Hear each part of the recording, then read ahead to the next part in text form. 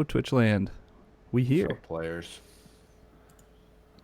We here on this hot, sunny New York day, and the cold and rainy Colorado day, and the chocolate. What's your weather like? Nighttime. It's oh right, it's nighttime. Oh, there we go. Is that better? It's beautiful I outside, don't guys. do weather at nighttime. You guys should just come over and we should do this on my back deck. Sounds good. No, thank you. At 6 feet apart, of course. Well, obviously. And now my wife's fucking vacuuming? Are you kidding me? To be fair, I can't hear it though. Alright, well I can. Oh no, I think you can, unless that's someone's fan. She stopped. That sounds like someone's fan then.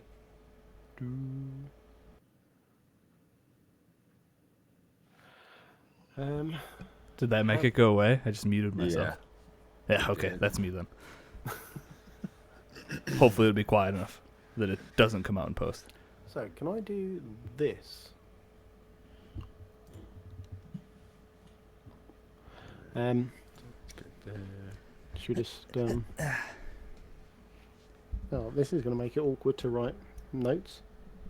Watching Tom Brady struggle is the best. Right, should we just... We got anyone in chat? Nope. Not sure. Well, if we do, they're very quiet. Very, very quiet. Hello? It's a me, Mario. We got nobody. Nobody knows. This probably just makes for the saddest YouTube video intros. I'm just sitting here talking about how nobody's in chat to talk to us. Nah, bruh. Shall I... Right, I'm going to close that. There we go. I got... Oh, I could do another window here. Oh yeah, we gotta let people know we're live, huh? I've tweeted the time. There's no point doing it again. My hands are so sweaty. Guys, Oh, everything is awful over here. Everything is awful. Oh my god. You're gross. Dude, And you need a haircut again. That's why I just didn't get one. I'm just going to buzz it all off. I'm done. Just let that's it what go, most dude. people here have done. The buzz. Just let it go. Then I just have this like afro that would just be like up to my ceiling right now. Oh, God. Yeah, I think I'm gonna get a mullet for the lake this summer. I think Tyler just got a mullet, my buddy. Look, I'm already working on it. Jesus. Oh, that's the wrong side. Here. Put that in a little ponytail. Yeah. Braid I that can get right man up. bun right now. Wow. Gross. Those luscious locks. Alright, there's my boys. Now, how do I share this? Oh, there's me again. Good Oops. golly, Miss Molly. Where why?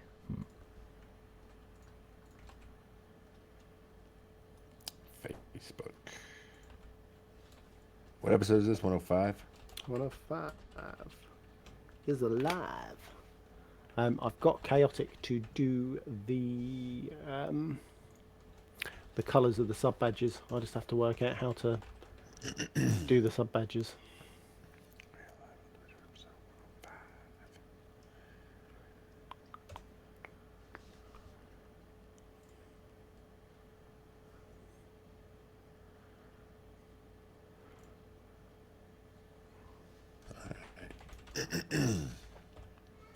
Does it say? Oh, we got 3 people supposedly. Does it say? Yeah, we got 3 people. That's It's us. Chocolate Risky Moose. Wizbot, Streamlabs. Start. Yeah, us and all the robots. Does it show a timer of how long we've been live? 6:25. Oh, Dan's here. That pinged though. See, I knew we needed something. That's what it was, Dan. I knew that would get the people here. Or the person. Just one or the other. The only one. The guy. The only one we needed. What's up, the guy? When are you guys going to be friends with me on a Call of Duty game again? We're playing DayZ tonight. So there you go. You can be friends with us on that.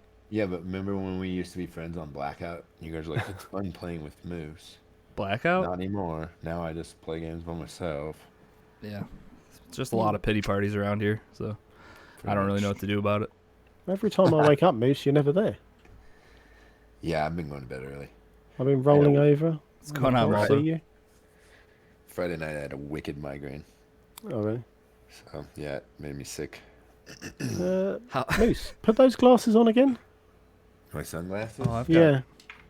I'm just wondering whether you look like this person here. Who's this person? Caustic. I don't think I look anything like Caustic. If you slicked your hair back. There you go. How's that? I think that was a flick, not a slick. That's all I got. No.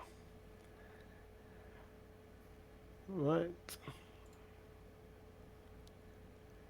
We're not wearing sunglasses this whole episode, are we? Oh, do I have to go downstairs and get some? No. I can't see anything. I can see everything. Actually, everybody can probably see my monitors off of my If I went and got lenses. my other glasses, I could probably see. Click, click. My beard is just thick, bro. It's been growing for years. I shaved mine off. I got fat boy face. But it's so much cooler outside. Shows all them chins. Yep. Especially when I make this face and get really excited. It's my excited face. That's a good excited face. Is that how you got Megan? Absolutely. You got excited? Oh, God. Oh. Yeah, Maldo's got to get out of the old military before he can grow himself a man beard. That's true.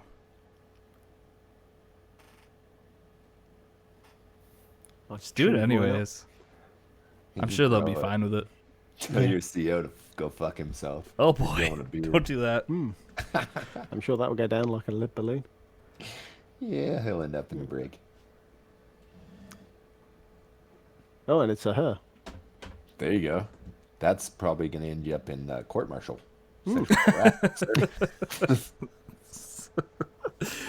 Uh, So don't do that. bad idea.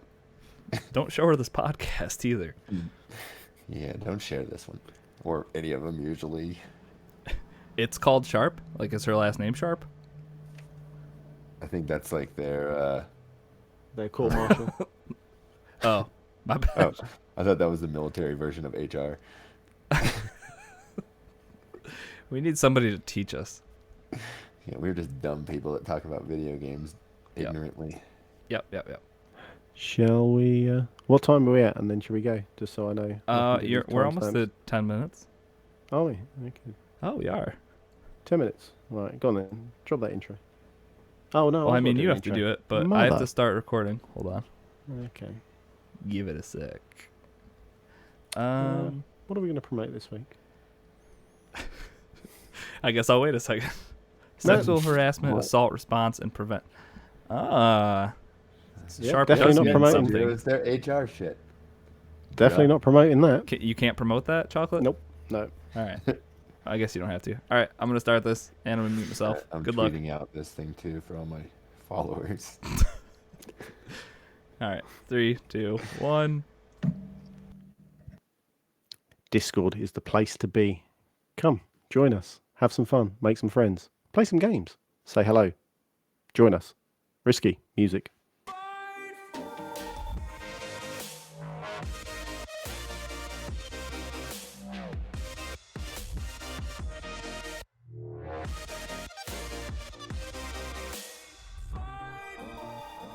Hello, everyone, and welcome to episode 105 of Cross Atlantic Gaming. I'm your host, Risky the Kid, and joining me this week, as always, are my co-hosts, Chocolate Bear Hello, friends.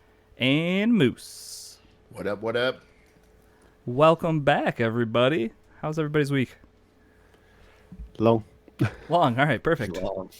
Yeah, I'm at Dragon Baby Central right now, so she'll be making an appearance throughout the show tonight. Dragon Baby's out and calling. She is shrieking. I don't know if she's happy, if she's mad, if she's sad, but she's emoting for sure. Is she breathing No. fire yet? No, but smoke's coming out. It should be any day now. And are you referring to your wife as the mother of dragons yet? She does, so why shouldn't I? So, fair enough. All right, before we get into the show, we did want to give everybody a heads up that we are going to have a Cross Atlantic Gaming community play. Say what? Cross Atlantic Gaming Community Play. Yeah. Woo woo. And that's going to be going down on the 30th of June. That is a Saturday. That's next Saturday. This upcoming Saturday, right? Upcoming Saturday? Yep. Upcoming Saturday. Perfect. We're going to be playing some Golf with Friends that recently just came out in Game Pass. We're going to be playing right around 5:30 Eastern, 3:30 Moose time, and 10:30 Chocolate time, UK Real time. time. And if we all make it, there's still 9 spots. So he's got to show up. So probably 10 because, let's face it, Chocolate's not going to be there. That's I'm true. a bit flaky, let's be honest. 10:30's late for 10 some days just people. after work. Yeah, especially if that one hard day of work you put in there. Listen, it's been a long Shots it's been a long week. Fair There's enough. 2 whole shifts. I understand, Bear. So yeah, if you're interested, just show up on Xbox. We'll have a party open right around 5:30 Eastern, maybe a little bit before. If you need to reach out to us for any reason, just hit us up on Twitter, Discord, wherever if you have questions about it. But should be pretty straightforward. Golf with Friends, which is exactly what you can do if you show up Saturday. It's putt-putt, right? More or less, yeah. I think so. Okay, I was gonna say I am not positive that is what it looked like, but it looked like putt-putt with like a Crazy mix golf. of a bunch of other shenanigans mixed Yeah. into it. Exactly. It looks a ton of fun. I was saying on it looks like fun either Saturday. way. So And that's going to be on Saturday, the 30th. Yeah. We'll put a post up in Discord, and while we mentioned Discord, you might as well come join us on Discord. There And you that's go. when you'll find out we'll play games together, friends. Perfect. including golf. All right, yeah. So community play upcoming this Saturday. Be there or be square. All right, another week in gaming. What have we all been getting into? Let's start with a little old game, and by old game, this game's pretty old. Let's talk about some DayZ. Oh. Moose didn't even roll his eyes. Oh, there we go. Well, I did get a yeah. look out of him. I was There's a bit of a delay. I'm still wondering why anybody's talking about or playing this game. So carry on. So I don't know. I'm gonna be honest. I don't even know how this happened. Actually, I know. You got sick of playing Minecraft. so I needed the zombie version with Right, slightly exactly. less pixelated graphics. Worse graphics than Minecraft. But I think it might have been because Chaotic mentioned it in Discord. I don't know if I feel like he had to have said it first because otherwise I wouldn't have gone to even check it out because Right. it seems super random. But I guess I was playing State of Decay last week, so maybe I'm just not a weird survival zombie thing right now. I guess. Yeah. And I'm both also games are looking kind of for- open to playing with multiple people, so there's yeah, that. And they're looking both for in Game things Pass. on Game Pass to play Yeah. with Megan. So Exactly. Yeah. it So makes I mean, sense. if you're not familiar with DayZ, or if it sounds familiar, it might have come out in like 2011, maybe. I feel like it's old. It's Yeah. a 10 gigabyte download, and it shows. It's definitely not the best looking game, but it's a hardcore survival game with PvP interaction, PvE against zombie interaction, 60-person servers that can fill up with just Strange individuals. everybody's a stranger until you announce that you're not a stranger, really. So even when you spawn in, you everybody finds the server that you want to play on, so you pick one, and then you spawn in. And then the most challenging part of the game that we've come to find out is actually linking up with your friends. So you're not linking up as like a party or anything like that. There's no gamer tags above anyone's heads. You literally have no idea like who or where anyone is until you kind of figure that out via a party, essentially. We also have a third-party like map app where people can ping where they are once they figure it out, because there's no like in-game map. It's a survival game, so you need to literally like walk into or out of a city that you're in, and you'll get a sign that says the name of the city. Once you find that, you need to figure out where everyone on the map is, and then you kind of just head towards a location and try to meet up. So the first few days that I tried playing this, it kind of turned into everybody just trying to get to each other. And that in itself is a task, because when you first spawn in, you have a little amount of food. You always spawn in on the coast, which is where everybody else spawns in. So if people have already looted stuff, there's not going to be a lot of stuff for you to pick up in general. So that's rough. And then you still have to trek X amount of miles to get to your friends. So just from listening to that, I'm sure that sounds horrible. And I will not disagree with anyone who thinks this all sounds like garbage and you wouldn't want to play it. But what finally happened the other night, I was playing with Dan, Shopa, Jesse, and myself. So we had a group of 4. We finally linked up. I think Shopa and I had been playing a little bit before them. So we finally got over the hurdle of meeting each other and having enough food, because once you get going, you start finding better weapons. You start being able to hunt. And we're at a point now where we have like so much food on us that it's weighing us down. Like, that's how different the start of the journey and like the midway point is from each other. So yeah, we're at a point now where we're trying to like offload food because we have too much. So if somebody new enters the game with us, if they meet up with us, you kind of solve those problems, like the food problem, and then you're good to go to keep trekking further into the northwest part of the map. The northwest part of the map is where all like the best loot is. We came across a military base, so I think we're all rocking like SMGs now, and just better weapons in general. We finally came across some hostile players the other night. Dan was looting around and then just got like lit up out of nowhere, and we didn't know where this dude was. And then he killed Jesse too. And then Shopa and I came up, found the dude. Like, we waited a minute because we were far away from them, kind of far away from them. We rolled up and the dude was just laying prone on like Dan's body, looting through him. So we just smoked that kid. But we did have some interactions. Then this poor kid, he had just killed a chicken or something, so he was skinning and quartering it. So when he's doing that, you're kind of just like hunched over on the ground, and you can't really tell where other people are. We rolled up on this dude and just smoked him. I don't know what the type of interactions you're supposed to have with other people, but so far they've just been completely hostile on both ends of the spectrum, like on our part and the people we're running into. It's just like nobody wants to take the chance of getting killed, like not shooting first and losing all their gear, because it's a permadeath game where if you die, unless you get back to your stuff, you're kind of screwed. And you respawn on the coast again, which is a pain in the butt to get back to your friends.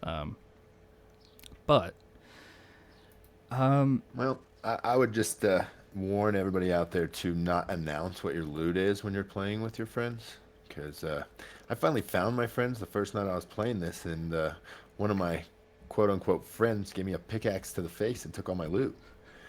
So if that friend would like to expose themselves, they can go ahead, but I'll go ahead and leave it anonymous. All right, so I'm going to try to explain this situation a little further. Mm-hmm. Moose was not having the best time in the world. He had announced that he was signing off soon and that he was dying. He finally found us, and I just, for whatever reason, thought it would be real funny if I just like clotheslined him with a pickaxe. I have a clip of it. We'll post it on Twitter. I'll make a GIF of it. It was hilarious from my perspective. I can completely understand why that wasn't the best way to go out of the game. What was hilarious is what happened right after that when Megan killed Risky, and then he got so butthurt he almost rage quit. I did, because in the he's difference... like, it's different. I had a bunch of stuff. He was dying. It's different. I was like, it looks like it's all the same to me. But the difference is that you killed me, she killed you. It's pretty much said the same. He was getting off, said he wasn't having fun, and he needed a way out. I was just trying to help a friend out. I was trying to play for the next few hours still, and I was ruthlessly murdered with a shovel. Hey, I was still willing to give it a go. I just needed a little hand up, from a friend, not a pickaxe to the mouth. Well, good news. If you want to try again, we've got plenty of food and weapons that we can give you. So. Oh yeah, you just want me to be your little loot pawn again? So you're my little loot donkey, just carrying around the loot Exactly. until I needed it, and then I had to put you down. I'm sorry. It's such a sad game. I don't even know why. It is a sad game. Why. and it's janky as all get out. There's a plethora of issues with it. Hitboxes are weird. You need to hold left trigger and then pull right trigger if you have a melee weapon. So it's like you have to aim down sights with a baseball bat before you swing with it with your right trigger. Or a teddy bear. Or a teddy bear. Whatever you're trying to beat something to death with. That took me ages to work out how to. I got nailed by a zombie, and I was like, "Well, how do I punch it?" I was right trigger, and then realised I had to do left trigger first to kind of put up your dukes. And yeah, like there's a very basic tutorial that might get you through your first like 10 to 15 minutes of the game, but once you get going, like until I realized that you can make fires and stuff by chopping down trees, crafting like trees with rags to make a fire, and then short sticks with tree bark or something to make like a hand drill kit to actually spark the fire. It's a super simmy game. You can if you get cut, you have to bandage yourself, otherwise you'll bleed out. Sometimes those cuts can start infections, and you need to find medicine to cure yourself, otherwise you're gonna slowly die. There's a ton to it, and I feel like if it was a more polished game and was still being worked on with the full force that maybe started, because I think they shed like half their studio or something a while back, so I think it's a pretty skeleton crew at this point trying to keep the game alive. So there's that. But if you're into survival games, I guess you should know what you're getting yourself into. Like you have a water gauge, you have a food gauge, blood, health, and you need to watch those things. They do it gets annoying sometimes, but I think once you get over that initial hurdle of not knowing where food is, and just dying of hunger, you get past that and you have a ton of food, the game is way more enjoyable. And then obviously, like if you're playing with a big group of people, and you're actually together, it turns into a completely different game. The beginning experience for DayZ is awful. And so it kind of sucks when you're like, hey, you should try this. It's actually kind of fun once you get together with your friends and you have food and stuff. But the chance of you actually getting there are slim to none right off the bat. So it's rough. And I do understand anybody that has a problem with the game. I see all of its flaws, but for whatever reason, I'm currently enjoying it. So there's that. Yep, there's that. All right, great. We can move on to the next game. You betcha. Let's talk about SimCity Mobile. Didn't expect to read that. So you've ditched your Forza mobile game. Now we're going SimCity mobile game. It's all about being mobile, on the move for me at the moment. Hey, nothing wrong with that. Yeah, I don't know what made me. I think it was last night. I was just looking through my phone and saw SimCity was there. So I thought, yep, give this a try, download it, and it has taken up a fair bit of my my morning today. So it was good fun, and it gave me that nostalgia of remembering when I used to play SimCity as I don't know. So is it like 15-year-old? It's like old school SimCity, just like straight ported over? I wish. No, it's super dumbed down. I suppose it's. Trying to think of a good analogy for it. It is super simple. So if you need to build a house, you click on the house and it gives you a square for the house, and then you drop it. That's it. Same with shops and everything else. You've got all the amenities, your electric, your water, your roads. They're all there. Okay. Yeah, it's super basic, super simple. And unfortunately, that dreaded mobile friggin' you need to pay money to. Oh, the microtransactions are there? Oh, it's sort of but Speed up time. Well, they do it quite sneakily in this one. So as you're building factories, you gain wood, metal, nails, etc., etc. Right. And to build your house, obviously, some houses need the wood, some houses need nails, some houses need steel. And it always changes as you're dropping your houses. So if you want some of them, you can speed up the timer to get those. obviously. But that's what you're paying with. You're paying for. Exactly. Just playing it without trying to spend money, it's okay. Just it has to be that kind of short, sharp bursts. And I think it's one of those games like I'm trying to think of again like a Candy Crush that you have to kind of go in occasionally just to do some inventory management. Yeah, they probably do. They have like a stamina bar that kind of like refreshes over time, something like that. Kind of, but their version of the stamina bar is the resources. But as as you put that you want to build, as your industry, you want to have the steel come out of the mill. You have like I think it's 3 sections, so you can put the steel in, and they'll farm it for 3 minutes. After that 3 minutes, you're kind of doing nothing. So since I've been at work, I've had no steel because I haven't gone into the game to do any management. Okay, yeah, so yeah, I know exactly what kind of game you're talking about. So I bet you the further you get, you'll eventually have like tasks that take like 24 hours and stuff like that. Yeah, you can see it coming a mile off. I mean, at the moment, I'm steel is probably the easiest. That only takes 30 seconds. Wood, I think, takes 45, and nails for some reason takes a minute, which is one of the ones that you need a fair bit. Yeah, I used to play this. It was a Simpsons game. I think it was called like Simpsons Tapped Out or something. And each person could have like, they'd have like tasks or jobs they could do. You tap on them, and then you could do like the 1 minute task, the 5 minute, like an hour, 8 hours. Right. But like your best bang for your buck was always the shortest one because they wanted you in game as long as possible. So it's like if you're sitting there every 30 seconds having them go on that job again, you're going to make bank. Yeah. But then you're also sitting on your phone tapping the same thing every minute or something. So it's that sounds like one of the 2 different types of mobile games that there are at this point. So. Yeah.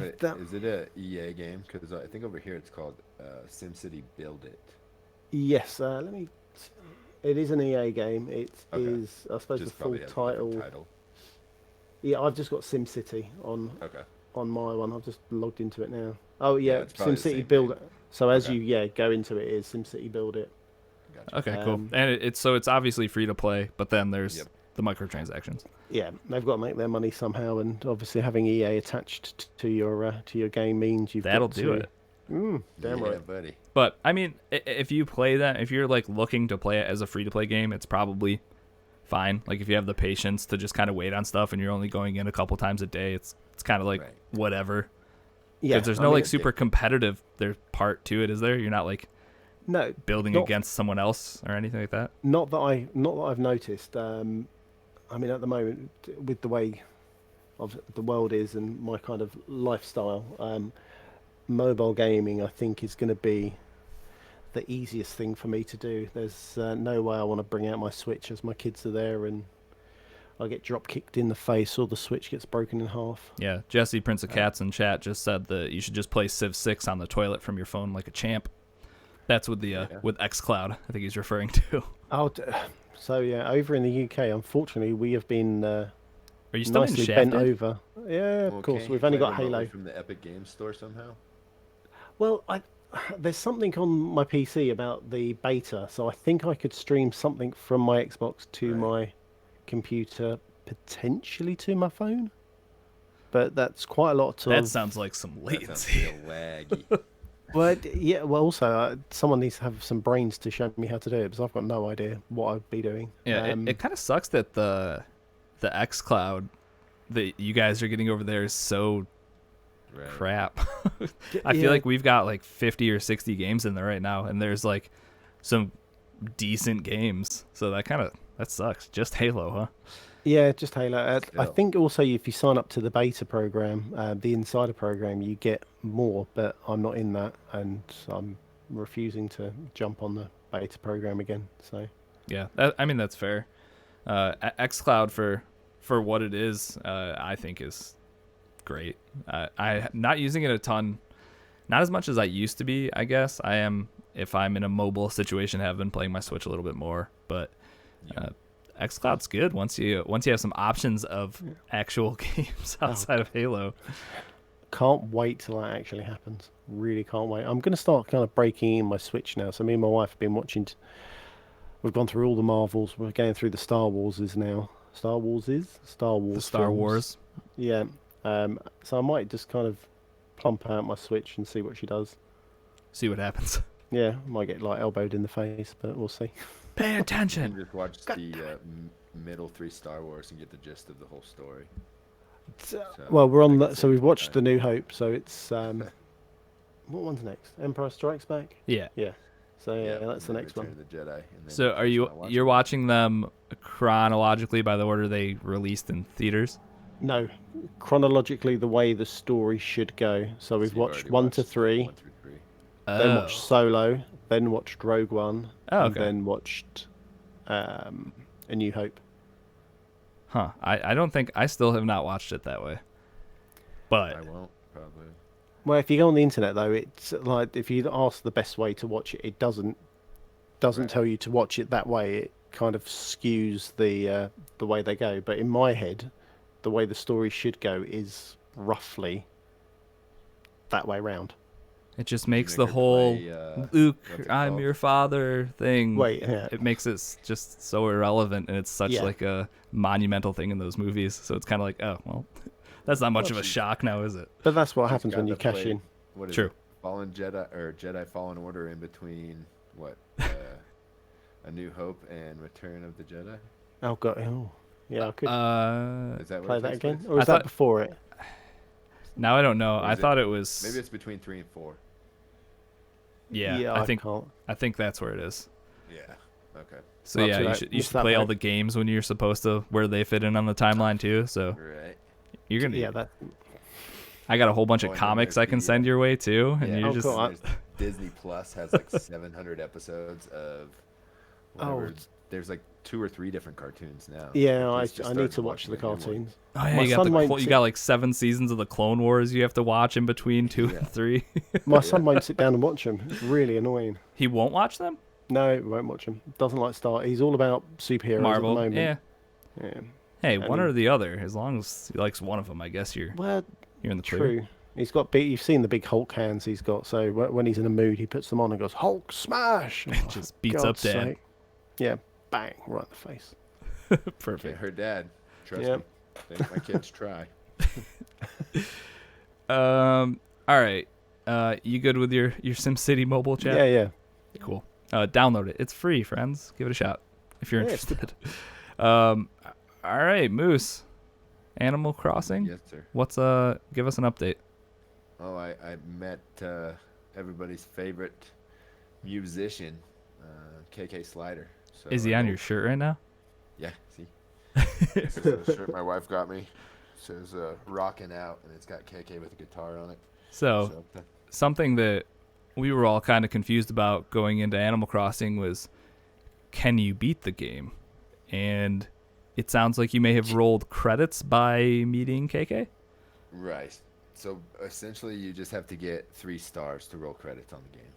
3 star. So your island's like a 3-star island or whatever. 3 out of 5, yeah. Okay.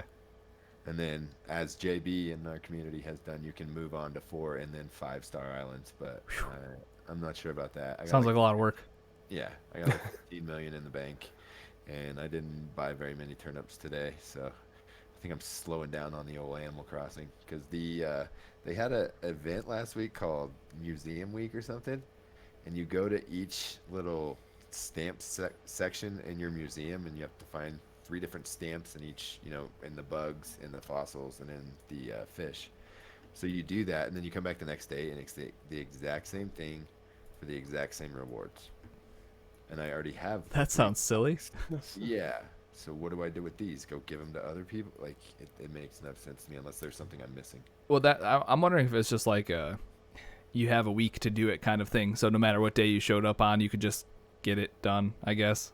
Sure. But if you're someone who logs in every day, it's kind of like, why am I doing this? I You think just I need to did do it it the once.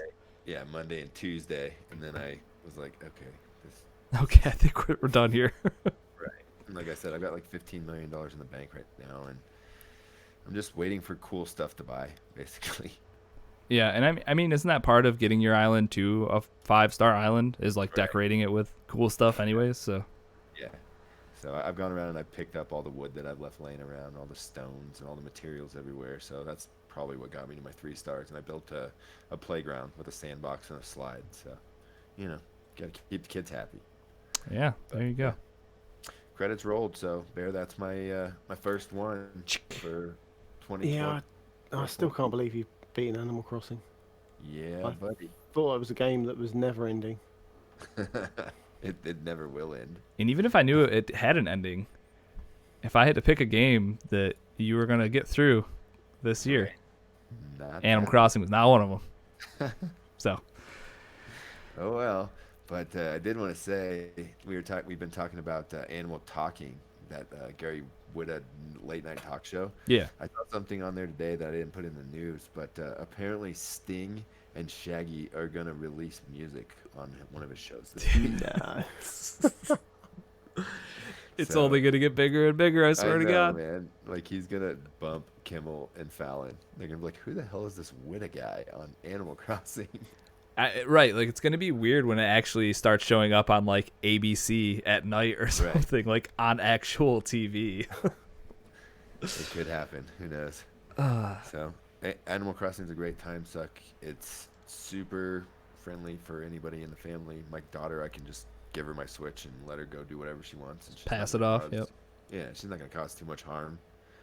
She can't spend 15 million bells, so I'm not worried about that. And there's no microtransactions, so she's not gonna like unload your literal bank. So that's good. And she can only visit friends' islands, so She's not gonna end up on some weirdo's island who locks her in the basement or something. I got some weirdos on my friends list. But Oh, fair enough. I'm on there, so I know. makes sense. Yeah. Cool. Well, hey, good work. And now that I know it's only 3 out of 5 stars, if I need a game that I have to beat by the end of the year quick, That's right. there it is. I'll just have you offload a bunch of cool stuff on my island so I can just set it up quick and boom. Little chocolate bear methodology. Yeah, it works. I swear. I've seen it. I've seen it happen before. I've seen it done. I got one on my list there too, though, because I had Borderlands all but about a 20-minute fight beat. So, you know, we all got to have our gimmies there. Yeah. I need to get that game done. I have still not jumped into it.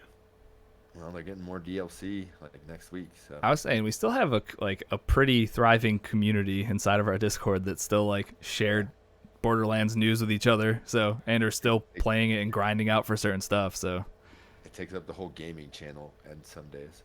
yeah. So no better time to hop in than now. So maybe give it a look. If we see it on a deep discount, we'll holla at you. He just has to load it up. Oh, do you own it?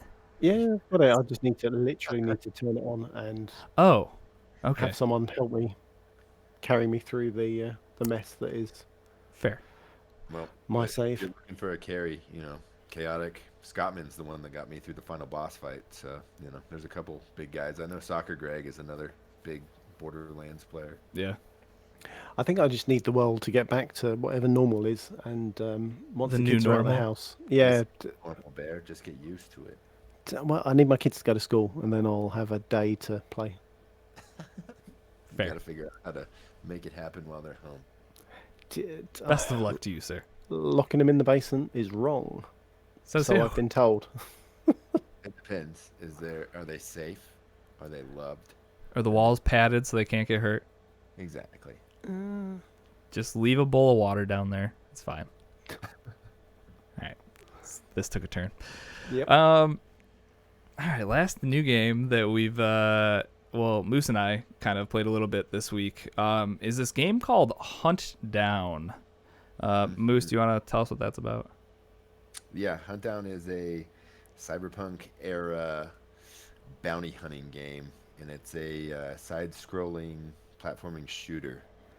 Like think Contra Cyberpunk. That's like that was what you initially said to me before you sent the trailer. You were like, just think of Contra meets Cyberpunk, and I was like, okay, sold. And that's essentially what it is, right? Yeah, you choose from 3 bounty hunters, which you can, because I've been doing this. You can swap them out. I don't know if you knew that, like in between missions. I saw. I haven't done it yet though. So yeah, I played with all three of them just to get a feel of them all.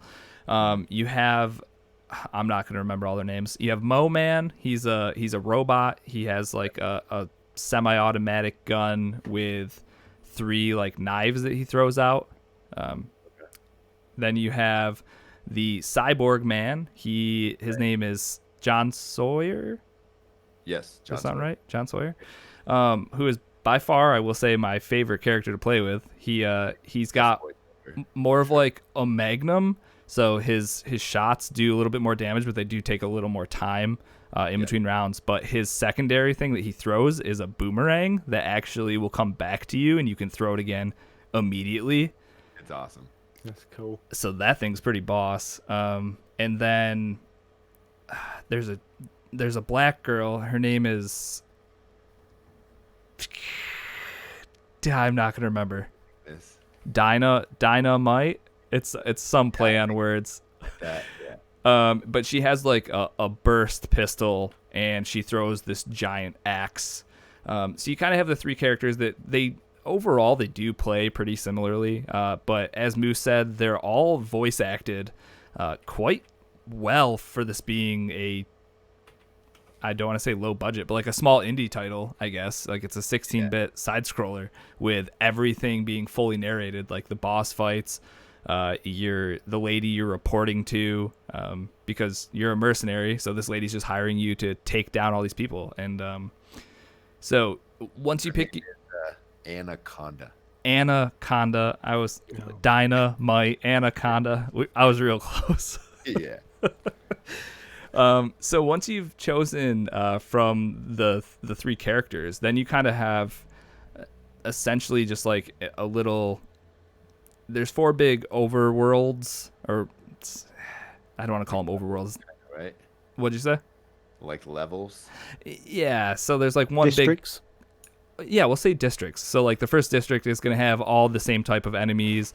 With these 4 bounties that you're going to have, with the last one being like the boss of that organization that you have to take down. So you're kind of just running through each level, fighting all the minions. There's like checkpoints and whatnot. There's guns you can pick up along the way. A little different from Contra, you can only shoot left and right. So there's no aiming up. You need to get to the same level as your opponents, take them out that way. But so once you get through all these, you're going to get to the final boss. Once you kill the final boss, you're going to open up the next like district, and there's 4 altogether. I think I'm almost done with the 3rd one. This can't be that long of a game, I don't think. It is. Yeah, it doesn't seem like it. I mean, I've put a decent amount of time the last couple of days into it, but I am pushing right up on the last boss. All the boss fights are pretty unique, I would say. They'll kind of have different mechanics, and they definitely vary in difficulty. I know, Moose, you ran into one Yeah. that kind of stumped you. Murdoch. Madman Murdoch, or Mad Dog Murdoch, or something. Mad Dog Murdoch, I think. And I don't know why for the longest time, but he just runs around with a machine gun and throws explosives at you. And I would just kept dying to him over and over and over again. But then when I beat him, it was like simple. Right, and that's exactly how all these games go. Like when you beat the boss on your final run, it's like 20 seconds of work, but it's the hour that it took you leading up to it, learning his different patterns and that kind of stuff that is the meat of the gameplay. Yeah, once you learn, that's all it is. It's just like any platforming game, and the boss fights is, learn the mechanics. Once you have them down, it's pretty simple to beat them. Yeah. Where would you put this on par with Katana Zero? I want to say it's better in my opinion. But that's probably not the same for Risky. Yeah, I don't think so. I just think there was more to Katana. Just mechanically and being able to shoot, and like you have a sword and your guns, and like having time manipulation, all that kind of stuff. This is a very easy game to like hop right into. Like there's a jump button, there's a shoot button, and then there's like an invulnerable dodge button. And that's really, as far as I know, I'm not learning like new skills or moves or anything like that. There's no double jump ever. It's very simple. Yeah, it's I guess. like a beat 'em up, but with shooters. But with guns, yeah, a shoot 'em up, Yeah. a shmup. Shoot 'em up. So they're two different games for me, but I would still say Katana just had a little more to it, especially story wise. I think the story in Katana was kind of like what sets that apart from a lot of other games like that, where this one's kind of like, yeah, you're a mercenary. We're just going to have you kill all these people. And each level's you killing a new bounty. So it's still a ton of fun. Like, I haven't been able to put it down. And like I said, I'm almost done with it at this point. Right. But yeah, there's when you're doing each level or like bounty, there's 3 things that you're rated on. It's the amount of people you kill. It'll give you a number you have to hit. There's 3 like hidden caches on each level, and if you get all 3 of them, that gets checked off. And then there's a maximum amount of deaths that you can have, I think, is the last one. Well, I think you just have to go perfect in order. Oh, to is get, it straight up 1 life? Yeah. If you can do everything 1 life, then you get that extra bonus. But That would make sense. Yeah. I haven't hit a single one of those for any of my levels, so I have I had no idea what it actually was. But so yeah, there is like, it'll tell you like my first district, I beat it, but it says like 67% done, or maybe a little lower than that. Definitely a little lower than that. So you can go back to each individual like bounty mission, try to collect all the stuff, try not to die, like do it. There are checkpoints, which is awesome. So it's like when you do finally have that final boss fight, it kind of throws you right back in over and over, so you can learn it. It's not like you're having to relearn anything, I guess, which is good, because that would be a pain. Can you imagine having to do that in 1 run? Right. Like Hollow Knight having to run back, 10 to find the boss again. Yeah, like oh, thank you. Overall though, I think it's a great little cyberpunk Contra game. Yeah, and like Risky said, it's kind of short, so if that seems a little steep, $20, I'm sure it'll be on sale here soon, because it's an indie developer that's making this game. So Yeah, it was funny because you were like, check out this game.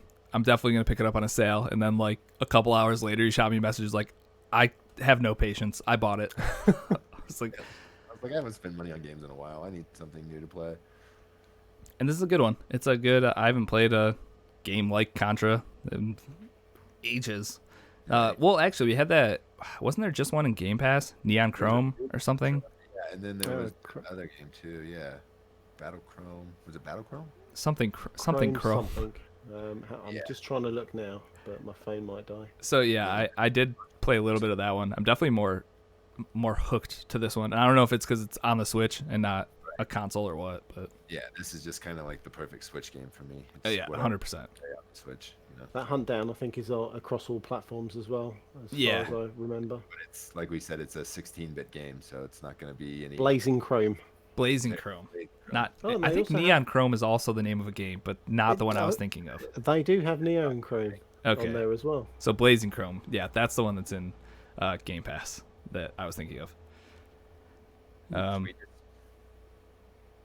What'd you say, Moose? I said sweetness. Oh, gotcha. Yeah, I mean, I'm good with that. Hunt Down's dope. Look into it. Maybe wait for a sale. Yep, it's something new this year, so there's not a lot of that right now. That's 100% accurate. I'm playing DayZ right now, so Exactly. clearly something's going on. I can put it up there. All right. The usual stuff. Anyone need to talk about anything? Just grinding out that Final Fantasy. I think I'm chapter 14 or 15 now. Oh, I think you're finally ahead of me. So Gotta keep it moving. yeah, I have to. It's been so nice out, dude. We've had like 5 days of just nothing but sunshine, and the only thing I can do outside is play my Switch. Thank God that I have the new version that's a little brighter for the outdoors. Exactly. Nothing Well like being drenched in sweat laying on my back deck trying to play Switch. It's great. Well worth the money. For sure. You know what also is worth the money? Air conditioning. Yep. I'm going to throw an AC box in that window right back there for next episode just to test out how noisy it is. I have both my windows open right now, so if you're hearing like cars drive by and stuff, that's 100% on me because it is. I would be soaked right now if I didn't have these windows open. So. You do have a nice glow. I always have a nice glow chocolate. This is it's just me. It's my shiny Italian oily skin. Sweating. You know what's up. The only thing that I wanted the last game that I had to talk about, it's a mode in Warzone currently. They have Trios Classic out right now, which just think of like PUBG, I would say. You drop in, you're just picking up weapons out of crates. There's no like bounties or missions. There's no buying loadouts. There's no cash in the game. There's no gulag. It literally has stripped the entire game down to like an OG battle royale. Drop in, loot boxes, be the last one standing. So it's like none of the other stuff that makes Warzone. That's currently going on right now as Trios. I will say that after playing a little bit of that, I don't know if I can play old school, like original battle royales at this point without buybacks. Because if you go down early, like there's just no hope. And you're just sitting there for like 20, 30 minutes if they win or something. And it's kind of just, I don't know. There's something about like watching other people's like money numbers go up to that 4,500 mark where you know that they can buy you back. So you're going to like hop back in. So when you go back to I'm spectating for, until everyone else dies, it's kind of tough. Isn't that how Blackout used to be too? Yeah. And Blackout only had the buyback thing on very like specific events, modes and stuff. So yeah, I don't know if I can go back to even like Apex has, if you pick it up and bring it to like a respawn station. So like there's all the games at this point have ways to get people back into the action, which I think was something that just had to happen with these games. Because going back to this, it was not great. And you get so used to like, I know at first I thought the loadout thing was super controversial because it's kind of like, yeah, everybody's just going to have like the best weapon that they could possibly have for themselves. So it's kind of like going to be unfair. You're never going to win because you have a better weapon than somebody else. But now I kind of, if I don't have my weapons, it just feels awful. Like having to use a boxed weapon, like a weapon that came out of a box for the entire match is just, blech. Those guns are just terrible. So I don't know how long that mode's going on for. I would assume at least a week, depending on the reception that it gets from people. I know I'm not a fan. I'll just play the normal Warzone mode, but it is there for people if they do want to try it, or if they never like threw together loadouts, or they're just more comfortable in general. So did they have attachments, or were the guns still like by class? Yeah, so they're just it's all like that rarity scale where you'll pop out like an orange gun that will have the most attachments. So it's exactly the kind of guns that you would find in the normal game, like when in the early stages when you're just hitting all the crates to look for money. It's all those weapons. Okay. Gotcha. Dan Pod in chat did say that he thinks it'll be gone next Tuesday. So the day this comes out, you've probably got at least a week if you do want to give it a look. I just don't know that I love it anymore. So there's that. Fun mode though, if you're into OG battle royales. But yeah, I think that's all I got. You guys good then? Yeah. Yep. All right, before we get into the news, this is the last week to get, last week? Yes, last week. Yep. For our Game Pass roulette game, Deliver Us the Moon. Deliver Us the Moon is a sci-fi thriller set in an apocalyptic near future where Earth's natural resources are depleted. A lone astronaut is sent to the moon on a critical mission to save humanity from extinction. A bunch of people in the community are playing this right now, and we've had some feedback for it, so next episode will be a good one. There is still some time for everybody to get this done. Not the longest game in the world, so everybody should be able to beat it, even if you only have a week left, because that's what I'm going to have to do. So if I can do it, you can do it. It's like 5 hours or so to complete it. Yeah, maybe a little bit longer if you go a little deeper into the stories and side content. Yeah. I've already Chaotic. done much of it, so it's going to be about a 3-hour game for me. Perfect. Yeah, I ran straight to the ship, so. No exploring for this guy. Nope, they said Mainline that story. time was of the essence. So, I Makes followed sense. I was Fair going to say enough. chaotic because we'll be dropping a video next week about his thoughts on the game. So as we drop the podcast on the 2nd of June, on the 1st of June, he'll have a YouTube video out about what he thought about it. Oh, nice. Okay. So yeah, check the YouTube channel, and we're still only a few subs away from getting that custom youtube.com/Cross-Atlantic Gaming. We are so close. I think we're 7 away now. So if you're not 7 subbed, go sub, and then check out some of that sweet content. Yep. All right, yeah. So that's Game Pass Roulette. But now, let's get into some news.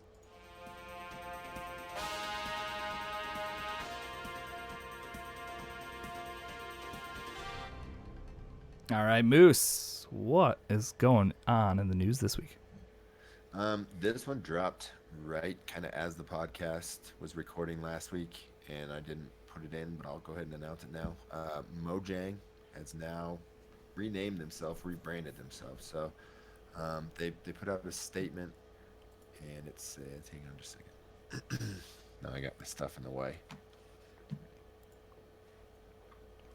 It says, we will say this. Play is at the heart of Mojang Studios. It's the blocky backbone of our games, the core of our development philosophy, and even entangled in our name, which roughly translate to gadget in lovely old-timey Swedish. And now, finally, it's squarely planted in our new modular logo. So, the logo is basically like a bunch of looks like 3D puzzle pieces that are turning around. And finally, it just spells out Mojang Studios. So they've changed from just Mojang to Mojang Studios because now they have offices all over the world. So they are multiple studios. So Seems about right. Nice. When I saw that they were having a rebrand, I thought they might have a name that was a little easier to pronounce because I'm almost positive it's Mojang or Mahjong or Mahjong. It can just be like Block Studios. Yeah, something. Minecraft, guys, exactly. Minecraft Studios, yeah, right. This is in unison with their 10th year anniversary and the release of Minecraft Dungeons this week as well. So, oh, I forgot that was coming out. That's the day the podcast comes out, right? Yeah, buddy. That was probably a spoiler for games coming out this week. Sorry about that. That's okay. I'm fine with spoilers. Some people might not be though. That's about it for Mojang, Mahjong. I think Mahjong is probably what we should stick with. We'll go with Mahjong. All right, up next, got some Gamescom announcements. Did you guys see any of this stuff come out last week? I didn't. So, it's going to be from August 27th through the 30th. It's going to be all digital, of course. There's going to be nobody, hosting any shows or anything. It will be a 4-pronged attack with Gamescom now online having a significant expansion this year. That'll be the first prong. Then the shows, starting with the opening night, hosted by Jeff Keighley. Gamescom Awesome Indies, which is added this year. A daily show, which they kind of update you on all the news every day. I think it's the first thing in the morning. And then, let's see. After the daily show, they have Inside the Studio, so it's behind the scenes with the devs, kind of interview type of show. And then it ends with Best of Show. So they're kind of trying to give us a bunch of content. And then another pronged attack, which is going from actually August 17th to August 30th, is DevCom. And from what I got from it, it looks like TED Talks for game developers. So it's probably a perfect way to describe it, to be honest. So it's right. Yeah. I went to the website and that's what it looked like. So, and then the last thing they wanted to make sure that we talk about is the cooperation. So they will have some sort of partner demo every day with, like a big game developer. So they'll have some sort of presentation that's sponsored by, a big developer, as well as they're going to be working with social media influencers and other social partners to get the games to the fans or as close to the fans as possible. That's good. I think this is how they have to do it this way. Right. So hopefully we'll get our hands on some demos that we usually don't get because nobody can touch them, in person. How this just becomes like the future, right? Like even if COVID ended in a month. Like, this is how this should always be done. Right. I feel like we should all be able to agree on that. Like, game dev studios, like, they save so much money doing it this way versus flying out a whole studio to LA or Nevada or wherever. Consumers, all they got to do is hit download on the demo, as opposed to find lodging, buy tickets, buy food, buy travel. It just, it's cheaper for everybody all around. So Yeah. unfortunately, I never got to go to one of those big conferences, but it may not be a possibility after the COVID. Yep. Imagine the data they will pull from people downloading all these games and knowing how long they're going to stay on and playing them, and they can go, oh yeah, we're going to roughly sell X amount of units. They're going to be licking their lips. Yeah, especially with the new PlayStation that's gonna be watching us every move we make. As if it doesn't blow up first. Yeah, it's true. So, speaking of the PS5, thanks for that, Bear. Oh, nice segue. We got Nailed it. We got a little more info from the PlayStation 5 trickle feed. So, Mike Bithell, he's known for the game John Wick Hex, got his hands on a demo of the DualSense controller, and he says, I got a quote here. He says, What is this? yeah, he says, you're going to love what they're doing with the controller on the PS5 as well with the DualSense stuff. Haptic, the raindrops thing. I've had some demos. They're very good. You're going to have some fun with the games and that. So what he's saying is basically the way that their new sound technology works with the Unreal 5 engine and the haptic feedback on your controllers, you're going to be able to feel each individual raindrop on your hands. Oh, no way. Yes. That's weird. Super weird. Yes. So I'm excited to see this. That makes me more interested in this PlayStation. Do you think they're going to have the ability to turn this off? I would assume so. Yeah, because it'll just freak some people out. Well, yeah, it feels. It sounds like I'm hating on this, but it sounds gimmicky. Yeah, and I kind of think that's like with the DualShock 4, like it has the little speakers. You can hear like flashlights clicking on and off, and babies crying if you're playing Death Stranding. Like it does do some weird gimmicky stuff already. So it just seems like they're kind of upping it. You got guys chirping at you while you're in the box in the basement. Yeah, when you're playing the show, it's interesting. If this works right, I think that could be really cool to be able to feel, and they also said like, and for an example, like a racing game, you drop a wheel, off the road into the dirt, and you can feel that in the controller. One side, like the right side, right? The road still feels normal on your left side of your controller, but the right side, it changes to the feeling of a dirt road or mud or something like that. At least the name of the controller is starting to make more and more sense. The DualSense, so Yeah, DualSense. kind of see where they're going, I guess. Yeah, they're going to be, trickling more information out until they do their official release, which probably is not too far off. Good deal. At least they're, not the release, but the announcement for the PS5. So See what that thing looks like finally. See if they actually change the design of it so it doesn't look blow like up. Yeah. God, can you imagine? Next, this one is some Bear news. Good news for Bear. So Respawn announced their Vancouver campus.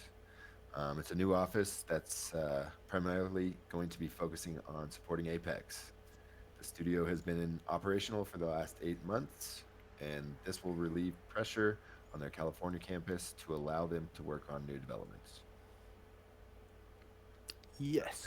You stoked to have a dedicated office to support your game?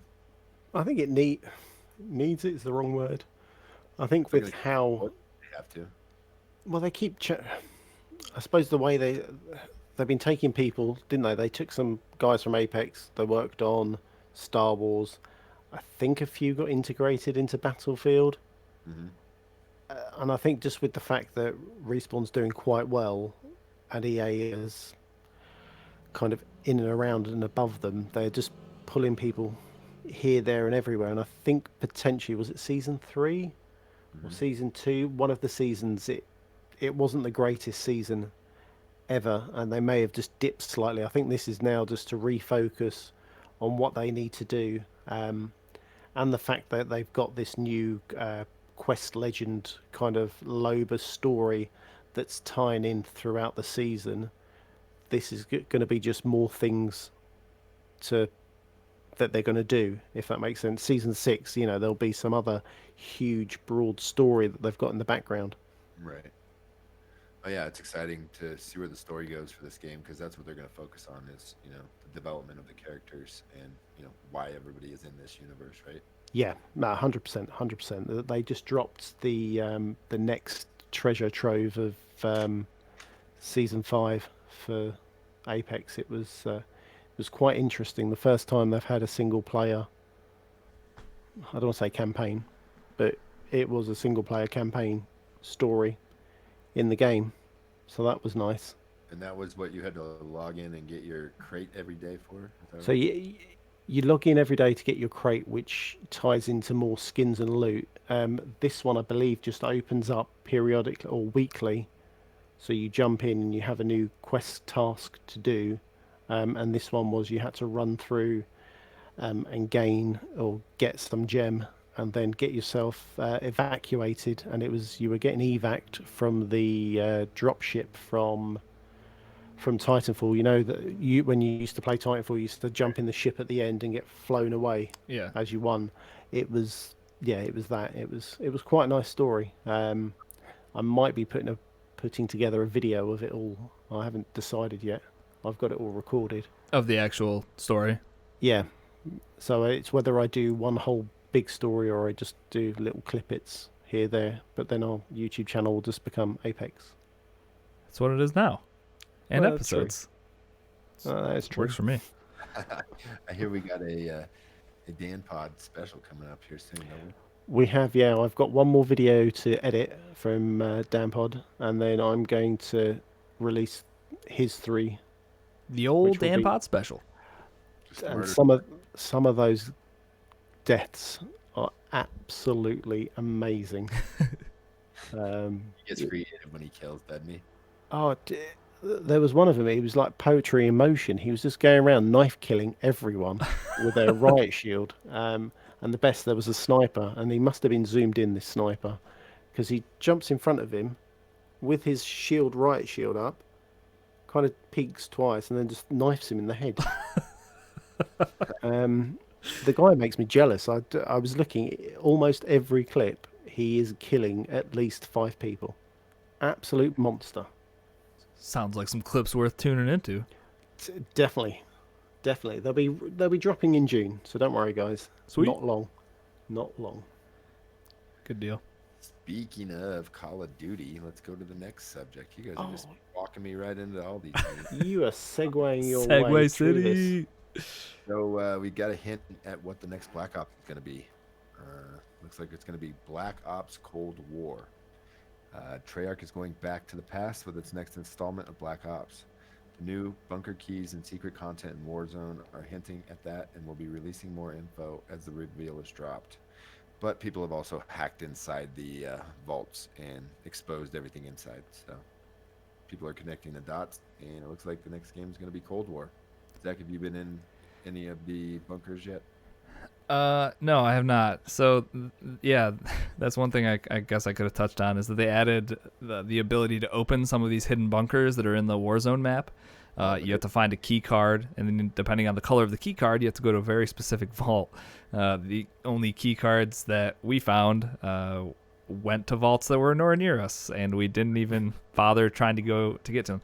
Because when you think about it, it doesn't make a ton of sense. If it's going to take you 15 minutes to find the key card, hunt down which vault it opens, and then get to it to get that loot, by that time you can already have your loadout purchased. You could have already bought the things that would come out of the vault, and it just kind of seems pointless unless you are playing the classic mode where you can't buy all that stuff, because in that case it's just a giant loot cave full of orange boxes and awesome guns and stuff. But other than that, doesn't make a ton of sense to me. I'm not going out of my way to open any of them, but Right. There's another way to open them too. Ben sent me a video. I guess you have to answer a phone when it's ringing, and then it gives you 3 other locations, and you have to answer these phones in order, and then it unlocks a bunker somewhere. Okay. Yeah, Dan said it's Bunker 11 that it unlocks doing it that way, I guess. I did notice that there's phones going off in weird places, though, because one scared the literal daylights out of me. Just like creeping through a building. It's like, bring, bring. And you're like, bad guys, bad guys. Nope. And it's Just all a phone. Russian. You're like, what does this even mean? Yeah. It basically is all hinting at the Cold War is coming. So look for a release sometime in October for the new Call of Duty game, right? I don't know if I'm excited. I know, right? It's like, meh. Warzone's fun. Oh. On the last Call of Duty. So. And that's the thing. Like, if Warzone just keeps going as a standalone thing, like, which it is, because you can just download it free to play and just play Warzone like any other battle royale. It's kind of like, I'd rather play a battle royale than normal multiplayer. I didn't even go through the campaign of Modern Warfare, which apparently is phenomenal. So, like, I don't know why I would be into Cold War at all, to be honest. So, this is going to be a weird one for me. But like Dan said in chat, if you can open up Bunker 11, it gives you the like orange Mud Dauber MP7, which is like all fully kitted, and it's got like a dirt black type camo on it. So okay, that's what the secret is. Sorry guys, spoilers. and that's the only way you can unlock that weapon. So if you do want it, there you go. I do use the MP7. I might have to get it. Yeah. Get it. They'll let you buy it, I promise. That's only $19.99. Perfect. So, yep, look for that coming out probably, like I said, end of October is usually when we get our next installment of Call of Duty. So, have you guys seen this new thing, New Game Plus Expo? Nope. Tell us about it. Nope. Okay, so it looks like it's going to be another Indie Games Expo.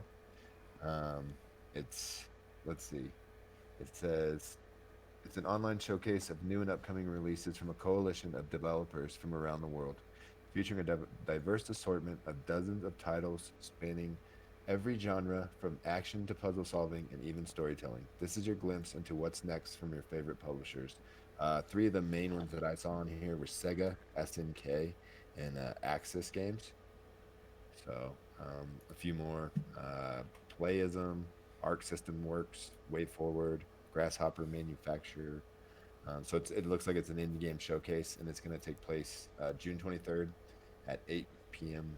or 8 a.m. Pacific time. So that's like, who knows, Bear? It's 11 my time and 4 in the afternoon his time. Yeah. I think. Sounds about right. Yeah, whatever. Interesting. I think you're just going to see more and more of this type of thing just pop up throughout the summer because there's no E3. So. Yep. And they need to do work and get paid. True. Yeah. Speaking of things popping up this summer, Summer Games Fest. So they're going to do the Day of the Devs, June 22nd and July 20th. And it's going to be an indie game showcase that was supposed to be part of GDC. And it will also showcase selected AAA games. So they'll have gameplay, news, and musical performances from both indie and AAA games. That's about all the information that Jeff Keighley gave, which was really cryptic. Thanks, Jeff. Yeah. Up next, you guys getting into Valorant at all? No. I might give it a shot when it comes out, but I didn't really mess with the... I had a code, but I never accessed it or activated it or whatever. Yeah, it's just kind of meshing 2 genres or games that I'm not like big on. So CS:GO and Overwatch, kind of. Yeah, it's like a hero shooter CS:GO, and I don't know. So anybody that is looking forward to that, they announced the launch date or release date, and that's going to be June 2nd. So you don't have to wait too long. That's right around the corner. It's PC only, right? Yes, I believe so. At least right now. Yeah. So, and the last thing I got, did you guys see who won the Madden Bowl? I did not. Who was it? All right, listen to this. Rydell Joke Burrito won $65,000 in a championship belt last weekend. The reason I included this story is he used the Redskins punter as his quarterback. What? Yeah, I saw this. So it was a salary cap type tournament, and he didn't throw a pass the whole game or the whole tournament. Ran the ball every single time. So he used that salary cap money on other players to beef up his squad, and he won the championship game 17-0. Literally just running it down the opponent's throats the entire time. That's got to make those developers so mad. Yeah, like this isn't the way our game is supposed to be played. Not even close. It's the meta, so we need to fix this now. He abided by the rules. If he was under the salary Yeah. cap, He did nothing wrong. yeah, precisely. He circumvented the system and found a loophole that got him an advantage over other players. That's so bad. Yeah. Just the least amount of fun. It's like, are you kidding me? Who is this scrub playing quarterback right now? Right? Because I guarantee you, if you said his name, I probably would have assumed it was like a second string quarterback sitting on a bench somewhere. I wouldn't have thought it was a punter for the Redskins. But in the celebrity Madden Bowl, the Hollywood Brown won by running with what's his name, Lamar Jackson, every play. So it's pretty much the same thing. So running is OP in Madden. It always has been. But that's the one thing that I never do in Madden, and that probably explains why I'm so bad at Madden. Your passes get picked off way too easily. Even if the guy's open, he gets covered and over-covered like in a matter of 2 steps. Well, I'm going to save these tips up here in the old brain, and next time I get challenged to a Madden game that I'm inevitably going to lose, I'll at least try to run the ball a little bit more rather than All your blocks. Let's play throwing it. Fair. So, yep. Unless you guys got anything else to talk about, well, I got some news for you boys. All right, Chocolate. New games coming out this week. What do we got? New games coming out. So I've decided to use a different website because someone has reliably informed me that I was trash at telling them when games came out. So here goes. Right there. So we've got Minecraft Dungeon. It's out everywhere on the 26th of May. Sweet. You have Autonomy Crops, and that's coming out on the Xbox on the 28th of May, and that's a kind of Stardew Valley, also Fallout-esque game. So you're a farmer, but it's all 16-bit, very strange, very vibrant. It's looks quite good. Sounds like something I could get into, so I like it. I think you'll like it. We also have the best day ever if you're a Switch owner. You have Borderlands 1, 2, the prequel, XCOM, Bioshock Collection, that's 1, 2. And all of a sudden the third game has just disappeared from my brain. But the one that's not set in Rapture. Infinite. Thank you very much. Got you. And they are all heading for the Switch on the 29th of May. Oh my god, that is a good day. Those are massive AAA games coming to the Switch. I will be interested to see how they all run and look. Look, yeah. I feel like we're getting it's going to be a lot of Witcher-esque games. I can feel it. Any platforms right now, Risky? What'd you say? Witcher coming on any platforms right now. Well, if you combine all my saves across all of my different platforms, I've probably beat the game. No, only halfway. Again. Probably not even halfway there. Yeah, I mean, I can only say what's up to the Bloody Baron on so many platforms before I go lose my mind. So there's that. So Minecraft Dungeons does go day in, day into Game Pass, and that's obviously with your Xbox and your PC. So have fun with that. Yeah, if you're not familiar with Minecraft Dungeons, it's pretty much just Minecraft Diablo is all I've been seeing. That is essentially it. For Diablo 2 in it. It's what? It's supposed to be some sort of Easter egg inside Minecraft Dungeons to Diablo 2. Oh, okay. Makes sense, because that's what it looks like, blocky Diablo. I'll definitely be talking about this one a little bit, at least, on the show next week. So I'll check it out for sure. No worries. And that's it. there is nothing else that jumped out, and I thought this was needed to be newsworthy. Well, go get Hunt Down if you're looking for a new game, because that one came out. I don't know when it came out, but Last week, I'm sure of it. It's last week or 2 weeks ago. something Okay. like that. So yeah, grab that one if you really need a game. If not, Minecraft Dungeons does look like a good bit of fun. 4-player co-op, I'm pretty sure. So fun times. Good times. All right. Well, hey, this is a mailbag episode, so let's get into the mailbag.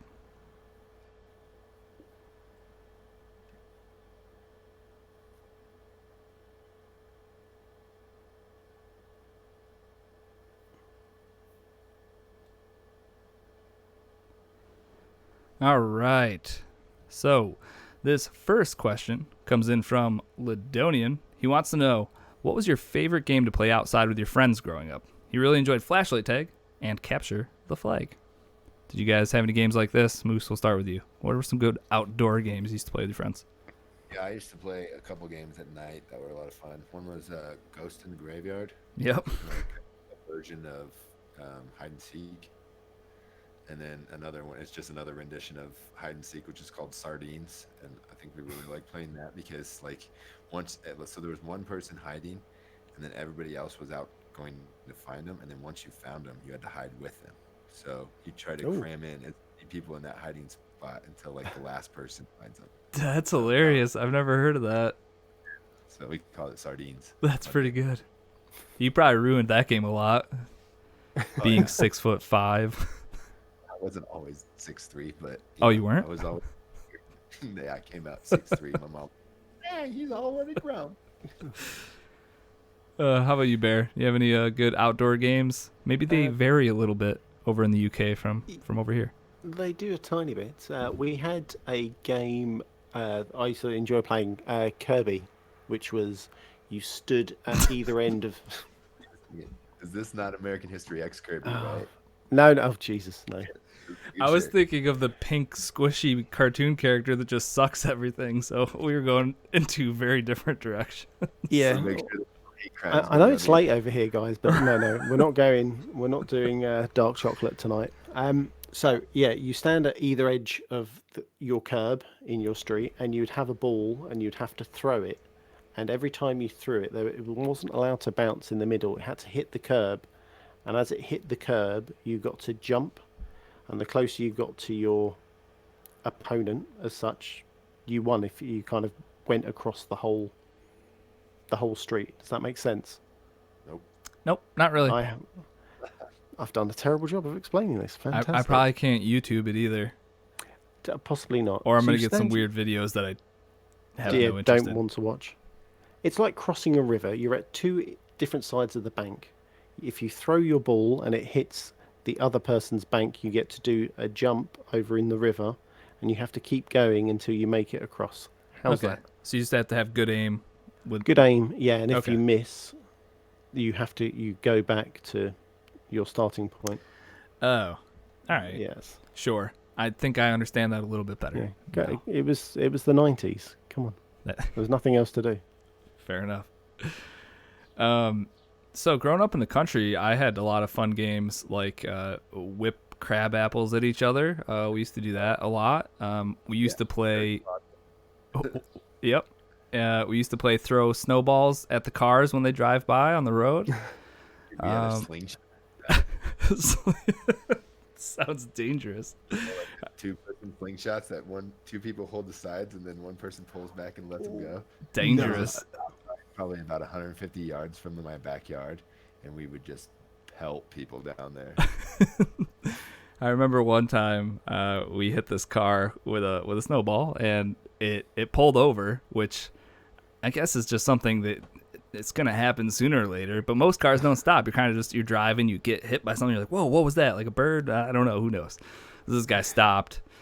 So obviously we ran away, and we're hiding out in my neighbor's barn, which was probably like a quarter mile away or something. And so we're in there hiding because like this dude's not going to come searching for us, right? No, he didn't. He went right up to my parents' house, knocked on the door. It was like, hey, do you have kids outside whipping snowballs at cars?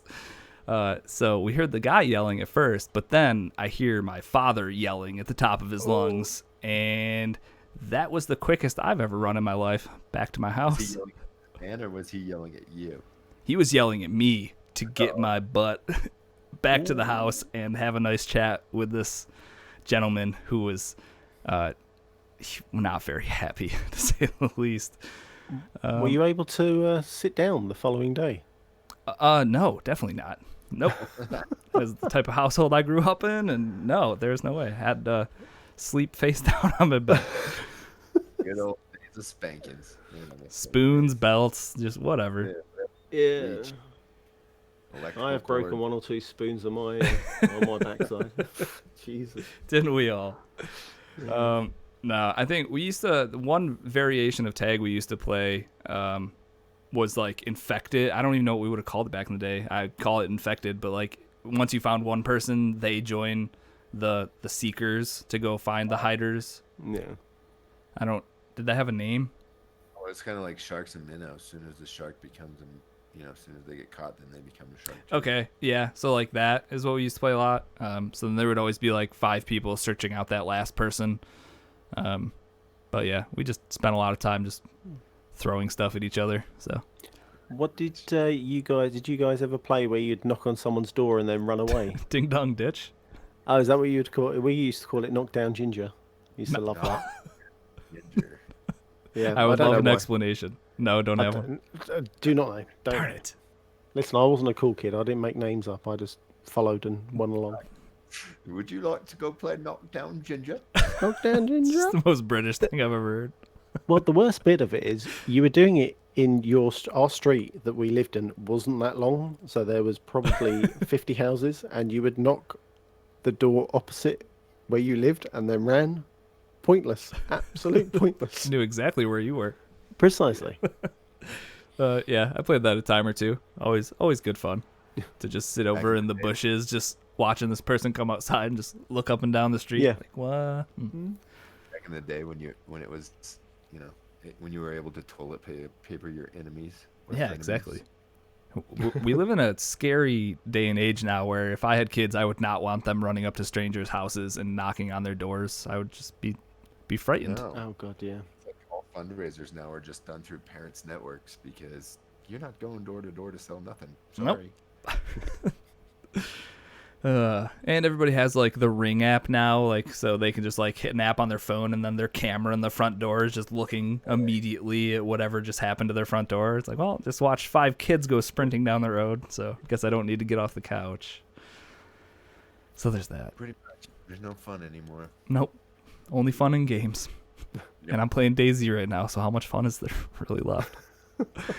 All right. Good question, Ladonian.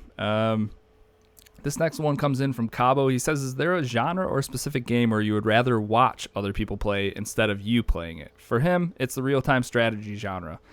He does enjoy the story campaigns for Halo Wars and StarCraft 2, Company of Heroes, but for multiplayer, I would rather watch other people play it. I get smoked every time I try playing a 1v1 against someone in those games. Yeah, Chocolate. Any games that you would rather watch people play than play yourself? Well, funny enough, I was just looking on my Twitch feed to see what games I've got on there because I couldn't think of one that sprung to mind. But now looking at it, it might be Sea of Thieves. Yeah, I feel like that's a good answer if you're watching like best of clips or something. Right. Otherwise, you're just watching like people sail around sometimes. Well, it depends who you're watching. I think there's That- one or yeah, two true. streamers that I've seen. There's one guy, he's on Twitter. God knows his name. Can't remember it. But he goes and he solo sloops on, and he will just either go do stuff, get whatever, or he'll troll just troll people. troll whole and, galleons of people. yeah, and it's not, 1v1 someone. He will go for a galleon, or he will go for, he will go for them having the numbers. And watching some of the things he does is just amazing. Running on the ship, leaving a keg to blow up, and then kind of, just this guy's like following him around his ship, like absolutely crazy. It's Just can't it's do anything to hilarious. him. Precisely. It's good fun. It's good fun. But yeah, Sea of Thieves, I love playing it, but also get really bloody annoyed. So that's why I haven't touched it in a while. You know, you get all that loot and then your ship goes down. I'm like, mother. Yeah, for sure. It's understandable. How about you, Yes. Moose? Do you have any games? I don't know. I think everything I watch, I play because I just try to find people that are good at it and get better strategies to improve the way I play. Yeah. When I was thinking about it, it's kind of like, for starters, I don't watch a ton of Twitch or Mixer to begin with because, like, if I have that spare time to be watching somebody game, I'm probably going to try to be gaming myself. Who are you kidding? You were Well- nothing but spare time. Well, yeah, so I'm going to play games. Why split that up? Or I have like terrible TV shows I have to catch up on or something. But yeah, if I am watching a stream, it'll be like a Warzone stream or something. Just seeing, like you said, how you can get better, seeing different strategies or like weapons that people are using. One example that doesn't really fall under streaming because it's me watching it live, but that now I'm not going to remember the name of it. What's that horror game? Which one? Dead. Dead by Daylight? No. Death by Daylight? The one with all the different. They just came out with Man of Medan. It was their second game. Oh, yeah. Something Dawn.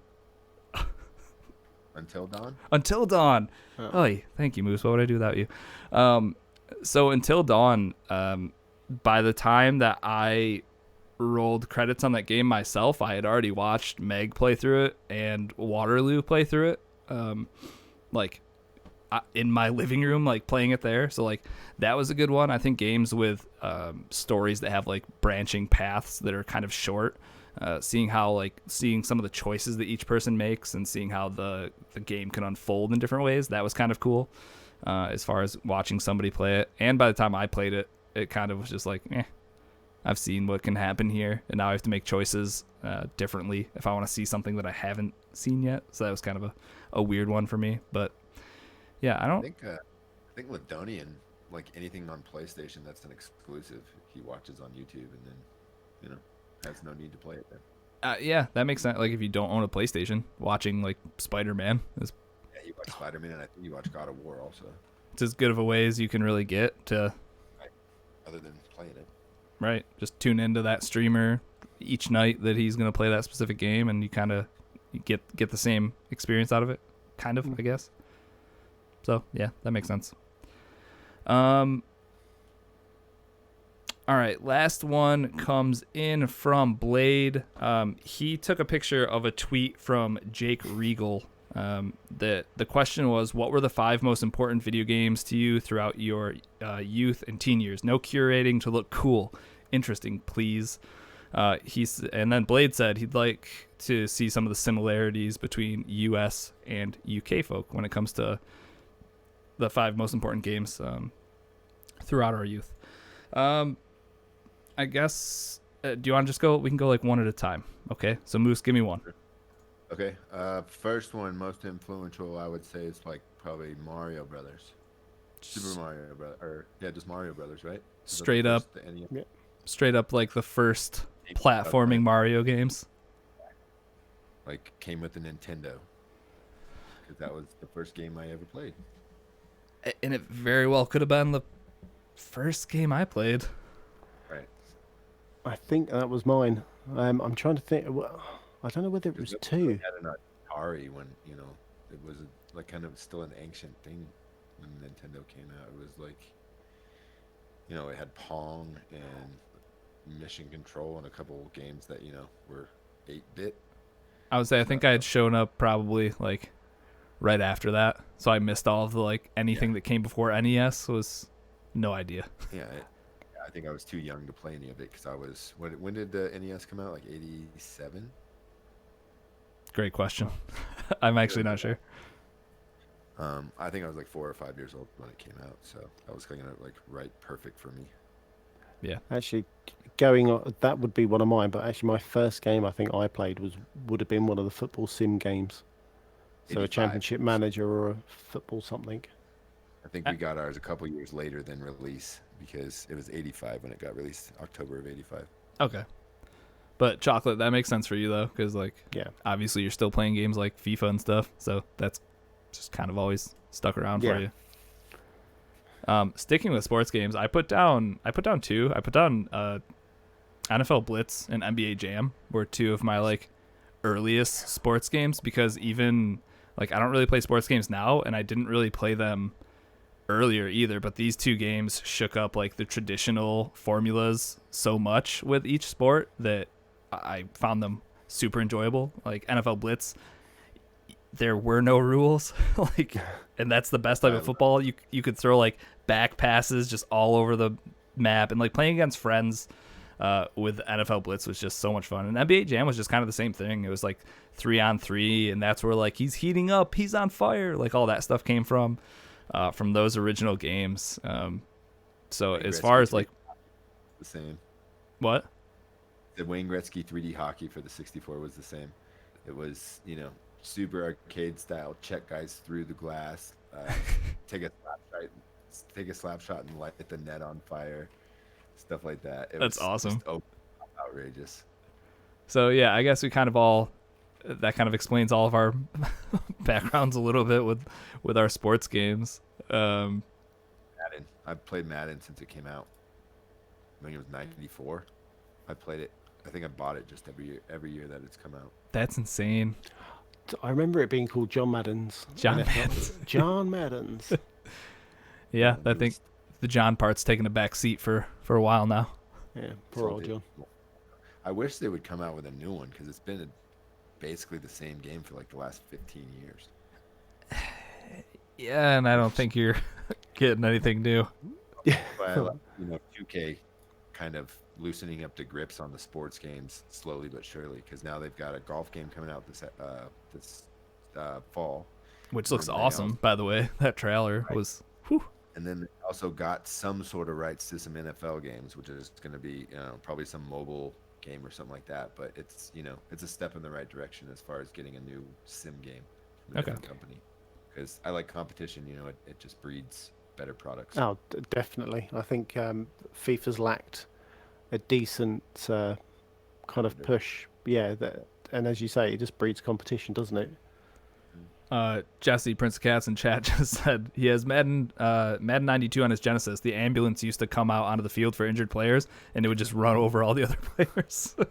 That's awesome. Oh, that's hilarious. As far as my first, I know we were just talking about like the NES, how Mario was your first game there. Double Dragon is the one that sticks with me the most. It was Double Dragon 2. That was like my first kind of like side-scrolling beat 'em up kind of game, and I used to play that with my dad all the time. It was 2 players, one dude was orange, one dude was blue, and you just go around the city beating punks up. That was my first kind of fighting-ish game like that, I guess, and probably the earliest game that I can think of that I would have played back then. But that game was awesome back in the day.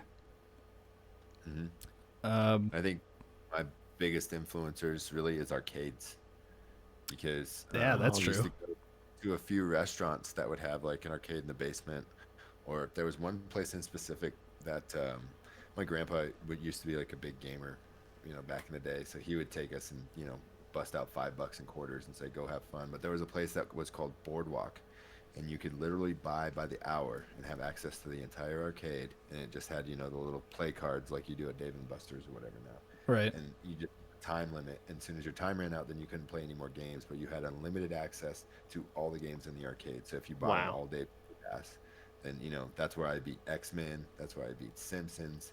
That's where I beat the Terminator shooting game. Teenage Mutant Ninja Turtles? Yeah, Teenage Mutant Ninja Turtles. Yes. Like all those, 4 and 5 player just arcade console games. They're so good, dude. It used to just have like the 4 sets of joysticks, the 4 sets of buttons, and everybody would just be right next to each other, just smashing all the buttons on those. That's Area 51, Police Trainer. Oh, the gun games, yeah. The racing games like San Francisco Rush, Cruising USA. They were just the Daytona game. That's true. I guess for whatever reason, when people talk about like or how we're talking now about the origins of like games for us, I always kind of don't think of arcades, but that's definitely a huge thing. Like for me, my arcade experience was our laundromat, like in the small town I grew up in, had like the Ninja Turtles cabinet, it had like the X-Men cabinet, it had like Galaga, Pac-Man, that kind of stuff. Like it was only a few cabinets and they got rotated out throughout the years, but you used to spend a ton of time down at those things. So Yeah. that's, And then yeah. another one that we didn't even touch in part of the arcade that was huge in the arcades, like Jesse said, was the fighting games, Soul Calibur, Tekken. Oh yeah, Mortal Street Street Fighter. Fighter. Oh, Yeah. those games, line your quarters up on the machine. I got I'm next. Do you remember when Mortal Kombat first came out on the arcade cabinet, and you were just like, Printed out "Whoa!" where the internet was a thing and was selling them at Boardwalk. That's nuts. Literally, he was selling like books for each character, just like, who do you want? You like Raiden? You like Baraka? It's like, dude, come on. Scum of the earth. The internet was a thing like 2 or 3 years later, and his whole business was shot. Just ruined. Yeah. All right, who's got another one? Got SmackDown. I Oh, was a little bit older, got into wrestling quite hard, quite big, and the PlayStation 1, was it? Yeah, PlayStation 1 era of all the WWF SmackDown games. They were loved them. I've Absolutely unfortunately loved them. never been a wrestling guy, and I don't even know if I've ever owned any of those games. To be honest, any of the newer ones, any of the older ones, I don't think I've ever played them. They were so good.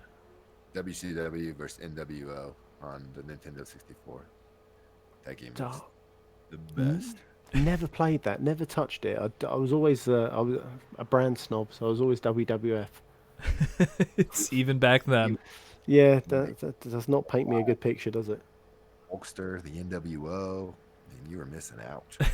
Oh, definitely, 100%. I do not disagree.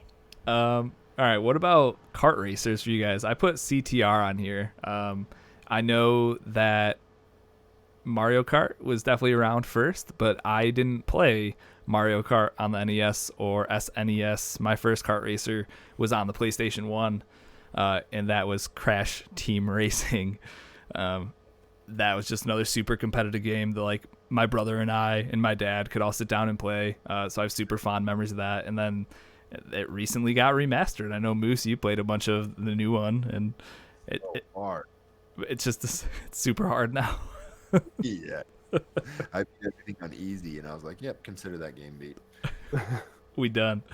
But yeah, that was my first kart racing experience, and just kind of sparked my love of the genre, with probably Mario Kart 8 being my favorite. I think that's a real good kart racer.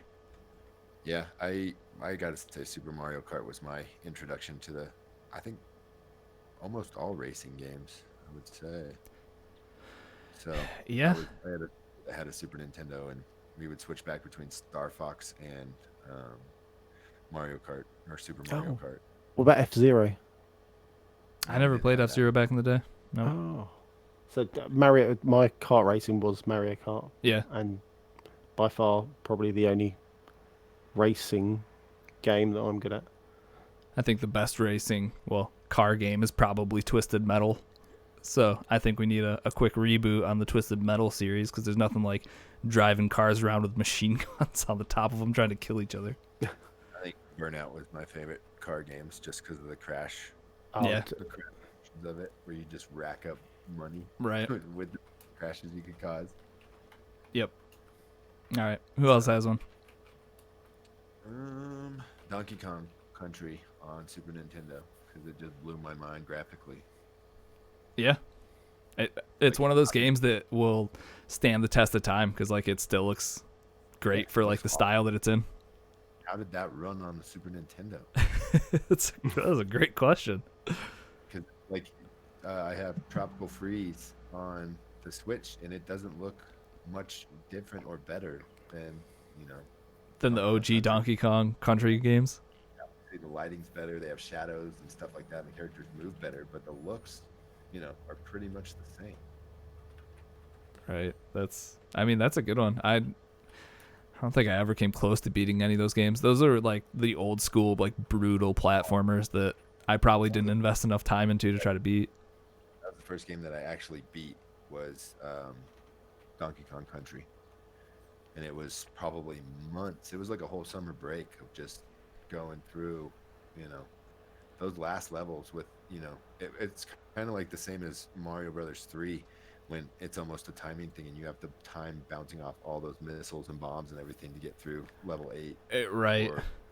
And it's the same thing with Donkey Kong Country. You have to jump off the little alligators running through and the birds flying over your head. And like, It's just you don't do absolute chaos. and you're just done. Man. That game was like groundbreaking as far as video games went, because it had mini games inside of it. As Yeah. As, it had the different gold pieces. It had collect Kong. It had the different animals you could use as like power-ups. It was pretty cool. I have to get a Raspberry Pi and just build a dope emulator with just every system on it, all the old systems. Let's play some of those old games, dude. They're so good.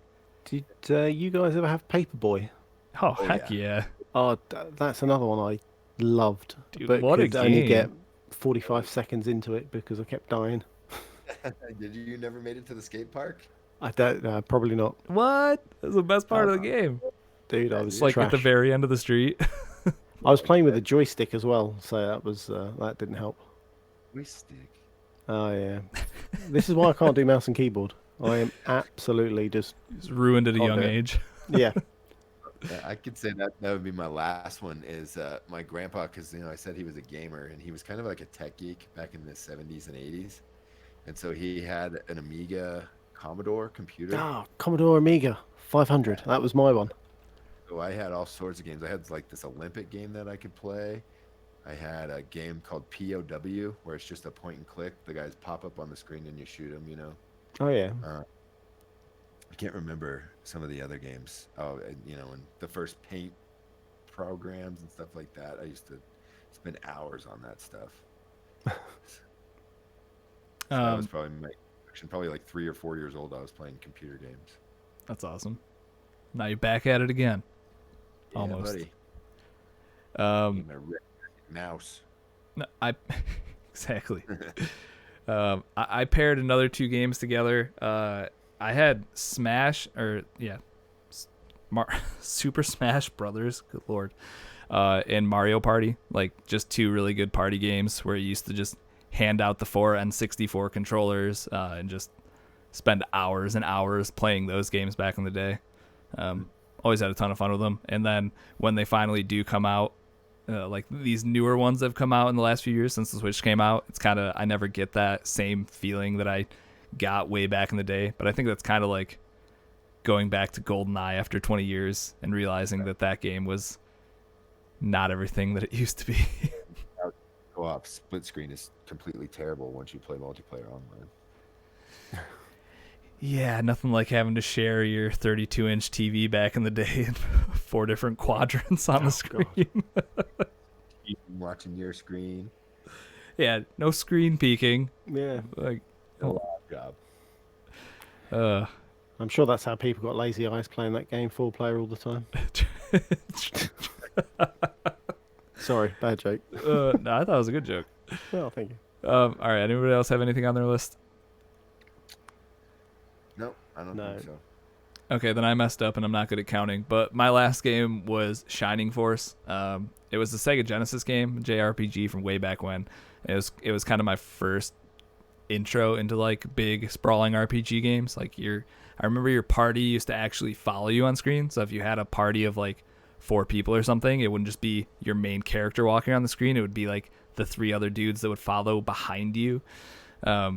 But I used to play that with my buddy Rob all the time, and we'd each, like, depending on which character was on screen, like, I had 2 people to control and he had 2 people to control, but we used to go through that game way back when. And I just looked it up, and it's in a Sega Classics collection that has 40 items in it, or you can buy it for 99 cents right now on Steam. So I definitely didn't just buy that for nostalgia's sake for 99 cents. I did. Or you did? I 100% just did, yeah. Oh, bring back the Dreamcast. That was my favorite. Nobody else liked it, but I did. The what? The Dreamcast? Yeah. Wasn't Crazy Taxi the only game on that system? No, dude. They had Oh. Ready to Win Boxing. That game was so awesome. It was like NBA Street, but a boxing game. You All had to like right. your boxers, and then they had like ultimate moves and stuff. It was cool. That's awesome. What else did they have? I That think they taxi had game was great. Crazy Taxi. Yeah. NFL 2K. I know that. And because I think that EA wouldn't build games for them, so they had to, 2K was Sega's exclusive at that point.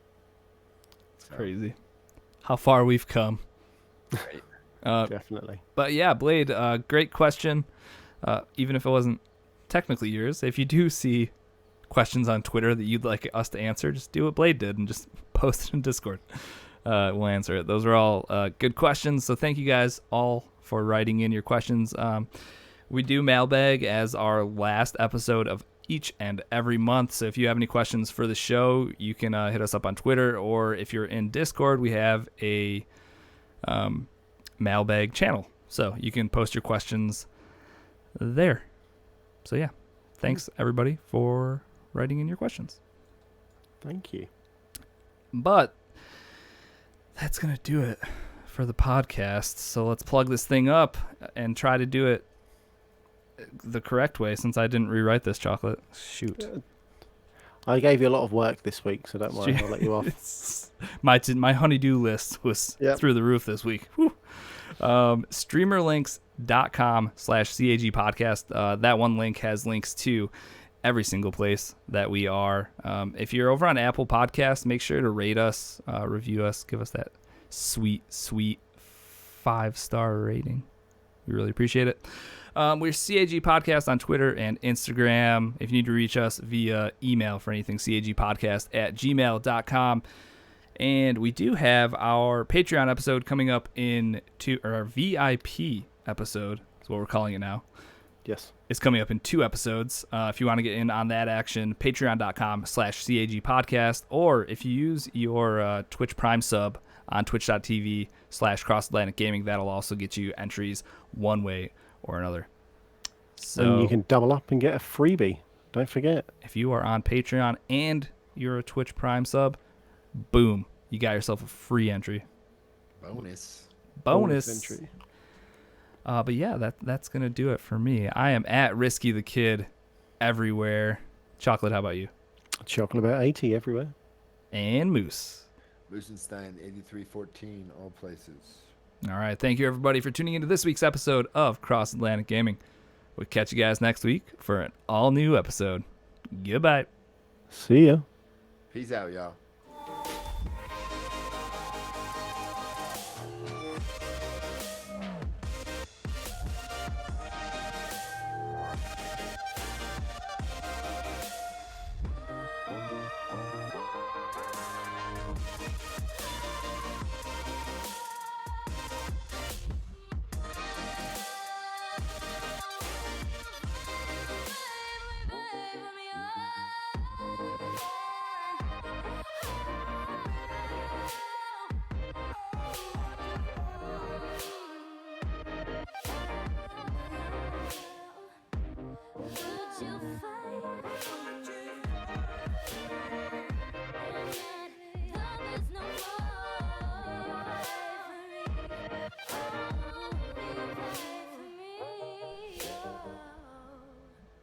Why did the robot go on summer vacation?